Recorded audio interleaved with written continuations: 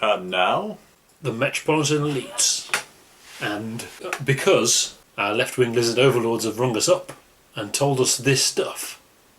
So yeah, welcome to our third and final part of our journey through BBC bias, discovering how disgustingly biased they are, left or right, don't know which. We're not getting anywhere, are we? We're not really getting anywhere other than nothing, basically. There's lots of evidence in both directions. I think what we'll do is we'll wind up at the end and give a final verdict. But as I said, we are going to do stuff that was banned by the BBC. So we'll start with the recent big one, which is Ding Dong, the Witch is Dead song. When Thatcher passed away, people wanted to get that song to number one. And the BBC decided they were not going to play it on the Radio 1 playlist. And I think it does appear that effect, that stopped it from getting to number one. So the BBC made an active political decision to stop that song from getting to number one. I wasn't entirely comfortable with it. There were better ways of dealing with things than that. I thought it was incredibly crass when someone's died. So I didn't like it, but that's not the point. This is the BBC making a very right-wing political decision about protecting the image of right-wing heroes, if you like. The BBC did play it, but only on the news as a news thing, to say, like, look at this awful thing people are doing. Because that's the way it has to be presented, you know. A lot was said about Margaret Thatcher's funeral. Obviously she was given a state funeral, so it was decided for us that she's actually head of state. She's actually the king. Not the queen, she's the king. Which was incredibly crass and insensitive and horribly elitist, and all the, you know, to give Margaret Thatcher a state funeral was just horrific, and to ignore all the criticism and to block it out as wrong, it's just appalling. And apparently the BBC, what people were saying was there was crowds of people turning their backs on the procession, and the BBC was sort of deliberately not filming them. They were pointing the cameras away from it like it wasn't there.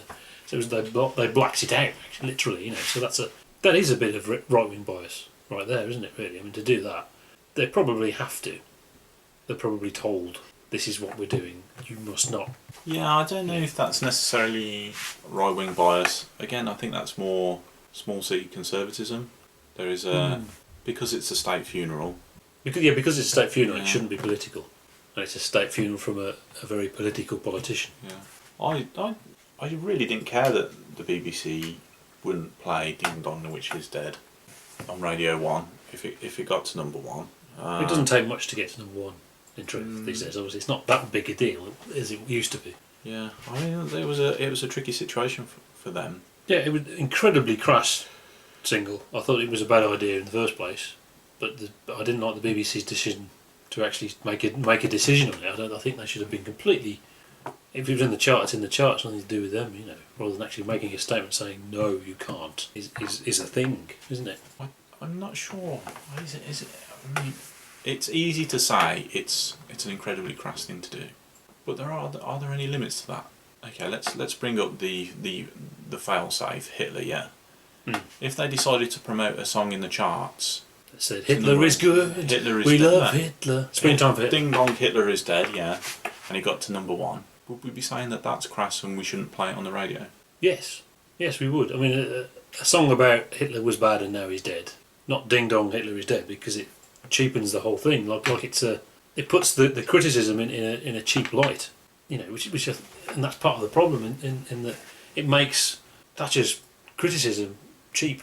It looks like there's no content to it. It looks like it's just people shouting, "Oh, don't like you." Yeah, but not everyone can sort of go to a rally or whatever. You know, people who are incredibly busy working 0-hour contracts for next to no money can't take a day out to go to London to turn their back on the parade of the state funeral. So maybe they buy a track on iTunes for 50p or whatever. That's true. It was a way of showing your protest, because she was an incredibly divisive figure. Yeah, that's the thing. A Marmite character. And a lot of people liked her. But obviously a lot of people suffered as a result of her policies. A lot of people thought it was the wrong way, and we're still there. And we're still going in that direction. That's the point. I mean, this is a person who didn't cause theoretical suffering. She caused actual suffering. Families decimated all over the country. Is that crass? You know, what is that in comparison to buying a 50p tune on iTunes? Oh yeah, absolutely, yeah. I mean, it's like the Hitler example, isn't it? It doesn't mean the people buying the Springtime for Hitler are as bad as Hitler. That's sort of Godwin's law, meta Godwin's law gone But yeah, I don't know. Maybe it should have been a different song or something. I don't know. But the thing is, the BBC have banned many songs. I mean, "God Save the Queen" is a famous one because it's the Sex Pistols, but I think that was, in that case, it was a different time and hyped worked differently because there wasn't as much information, and I think that was probably the BBC liking the Sex Pistols. Actually, it's their kind of thing, actually, and banning it obviously went. They're banned. The BBC don't ban anything. In fact, they banned hundreds of things. They banned Paul McCartney's "Give Ireland Back to the Irish." They even banned "Come Together," which was number one, obviously, and that was banned as well. So obviously the Sex Pistols, not the band, but the people around them. BBC are very much part of that. Try to spin that differently, I think. Frankie Boyle. Was Frankie Boyle banned from the BBC? The BBC said we haven't given him a TV show. We haven't renewed his TV show, but he's not banned from the BBC. Frankie Boyle said yes, he is, because they won't give him a TV show. He is on iPlayer occasionally for political programmes, which are really good actually, but they're only on iPlayer. They're not even on BBC 4 or 3 or anything. Is he cancelled because he's a lefty?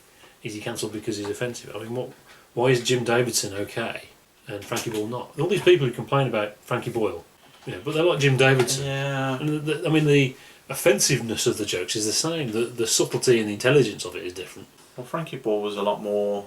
There was a lot more shock value for it, going into areas that aren't considered good areas to go into. It really treads on. For example, "Ding Dong, the Witch is Dead" pales in comparisons to something Frankie Boyle would say. Yeah. I actually thought Frankie Boyle wasn't that. He managed to find things incredibly offensive to say, a bit like Katie Hopkins, but it wasn't particularly witty.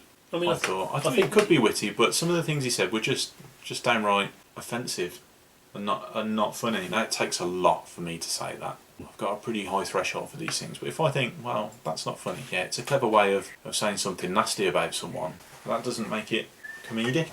So you're seeing Frankie Boyle as the same as Jim Davidson, actually. You're not seeing the comedy as anything different. But the difference with Jim Davidson and Frankie Boyle was, when Jim Davidson was, if he was on the BBC, he wouldn't be performing his routine as he would stand up, whereas Frankie Boyle would. His purpose on Mock the Week was to say incredibly offensive things. That was his role, yeah? That was only because Jim Davidson was given these mainstream shows. I mean, he also did the late night things as well. And there was some Palladium-y stuff where he did have some risque stuff. Frankie Boyle's never been given the Generation Game. Is it the Generation Game? Or whatever? I mean, Mock the Week was it's not prime time. I mean, it's not on. It's 9:30, I think. But it's pretty mainstream, I think. Yeah, I mean, actually, Mock the Week is quite a bland show, actually, quite bland comedians. Yeah. And obviously a lot of people really hate it for that because they're sort of supporting each other kind of thing. And Frankie Boyle was there doing his thing. I never thought it was that extreme. His live shows are much more extreme. But yeah, I mean, but the point is Frankie Boyle was banned and Jim Davidson wasn't, and things like "It Ain't Hot Mum" and things like that. Why is that political correctness gone mad? But Frankie Boyle is disgusting. I don't see any difference. I don't understand why one thing is offensive and one thing is, well, you can say what you like. I believe in freedom of speech, and I think that's the BBC being conservative. Small C conservative. Yeah, the classic one obviously is Mary Whitehouse versus Till Death Do Us Part. The thing about Till Death Do Us Part obviously was that people didn't know they were being made fun of. They thought the character was real or something, and Mary Whitehouse really didn't like that. What was she complaining about? I don't quite, it's disgusting those things he's saying, or is it because her friends, she's a Tory, she was a very right-wing individual who was really offended by being mocked, I think, really. But during the 60s, the BBC ignored her complaints. They didn't respond to them. But it changed over time. So by the 70s, they just did what she said so much. She ruined Doctor Who, for example. It was a very strange time. She complained about a documentary about the Nazis, which is interesting. Often it was a religious context. Anything about religion she disliked. Anything historical about the Romans or something like that she disliked, because if it was in biblical times it should only come from the Bible, or lots of stuff like that. She was much more extreme than people think now, I think. It's quite shocking, some of it. She's a figure of fun now, isn't she? Yeah, figure of fun. But I think her legacy remains, and I think the BBC, once they'd given in to her, they've always given in to everything, if you like. If someone complains about Jonathan Ross, who's never seen the programme, who's roiled by a nasty newspaper, gets the sack. Well, that's what happens. The BBC, the Daily Mail gets up in arms, and because all those copies of the Daily Mail are going into the BBC. Yeah, those non-existent copies of the Daily Mail. Non-existent copies of the Daily Mail. And I actually looked at the order again earlier in the week. It's ridiculous. It was like the Daily Mail, the Sun, at the top. Yeah, and the Telegraph. The Telegraph. The Times. The Time. And all the left wing was at the bottom. Yeah. It's just nonsense. So they got, but it was Peter Sissons, wasn't it? Yeah, Peter Sissons. So it's the Guardian. All these, as soon as the Daily Mail whips up a bit of a storm, the BBC feel under incredible pressure to do something about it. Yeah. And obviously the Daily Mail hate Russell Brand and they hate Jonathan Ross. So to do what the Daily Mail says. Yeah, they have to do what they say. So yeah, to wind up, let's wind up our BBC thing. What have we found? That there is no evidence of a particular bias in one direction. That's we can say. We've seen a lot of information. I've trawled through all sorts of stuff, and you pick one thing and you think, yeah, that's interesting. But then you pick something else, and you think, well, impartiality doesn't mean not saying anything. And if you say anything, one thing will sound left wing and one thing will sound right wing. It's a huge organisation which is conservative with a small c. I don't think they're particularly Tory, and they're not particularly Labour. Certainly, I don't think they're anything like as liberal as they're accused of by the right wing press. Some of them are liberal and some of them aren't. And like we said at the start, the news is conservative and occasionally pro-Tory. I do think that. Well, it's actually demonstrably pro-Tory. There's a statistic that said, yeah. Whereas the comedy tends to be liberal, not socialist. It tends to be liberal. But that's just comedy, isn't it? It's very difficult to find right-wing comedians. You can't have Chubby Brown on TV. There has to be a basis of fact about it, otherwise it's just something that, once again, they get complaints about it being offensive. So that doesn't mean anything. Is there a concerted effort by the right, or by Murdoch, or by Rothermere, or whoever, to make like a false flag of, look, the BBC's really left-wing, whilst simultaneously forcing them further to the right? I don't think there is. I don't think they're aware of doing it. I think they believe it. I think they do. When they say the BBC being right-wing, I think they believe it. When Nigel Farage shouted at the audience, I think he really believed it. I don't think it was spin. I think he actually believed it. It's like you said, it's confirmation bias, really, isn't it? In that you only have to get the idea in your head.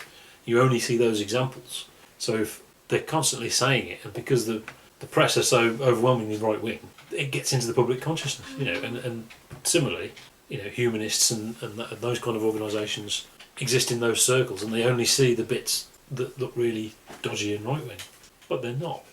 I actually think that the interesting thing of this is actually looking at people who believe that the BBC is biased. Yeah. And they are conspiracy theorists, basically. The same as people who believe in UFOs and... it's like all their news presenters are all right-wingers, thinking that they're all left-wingers. Yeah, but they're all right-wingers, so it doesn't make any sense, does it? It's actually... The interesting thing to do here is a study in confirmation bias. Yeah. If you want to understand how confirmation bias works, just start looking at some of the theories of these people, and then just look at the counter, try and find the counter evidence, and you'll find it straight away enough. Yeah. It's not, you don't have and to. you suddenly go, that's how confirmation bias works. Yeah. And now, as a result, the BBC may well be, it is under serious attack. Its days as we know it may be numbered. And I think it was Stephen Fry says, you won't miss it till it's gone. We still have the best TV organisation in the world. We don't necessarily have the best TV in the world anymore. That can change, But if they're sacking people and they're stopping Frankie Boyle from coming on, and anything risque at all is not allowed because they'll get accused of being left wing, isn't going to help. It's not going to make it better. Make it better. Fight for the BBC. Thank you for watching our BBC thing. Yeah. We appreciate those that did watch, because there weren't many of you. We'll try and do something else, we haven't thought of it yet. But yes, we will be back next week when our left-wing lizard overlords ring us. See you then.